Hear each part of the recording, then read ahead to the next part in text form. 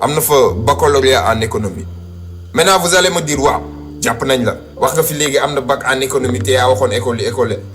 Donald Trump 12 millions de dollars la amoon ci compte banque am yow moom di def licence ñaata millions nga am sa compte 12 millions yi mu am ci compte am pour moom la xaalis banque si moom xam na ni avenir am mënatul yàqu looloo tax mu dem def baccalauréat en économie ak finance 22 ans ba muy am 28 ans si la Donald Trump doon président de Trump Organization déglu leen bu baax a baax Trump Organization entreprise la buy gérer ay entreprise te Donald Trump moo doonoon président bi à 28 ans maintenant nañ def pause ñu dellu si ñun si jeunesse africaine bi à 28 ans lan la ñuy def fii à 28 ans say parents ñuy jëlaat xaalis di def si yow ba léegi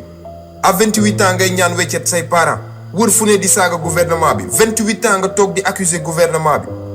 mais kii à 28 ans la nekk président de Trump Organization à l'âge de 28 ans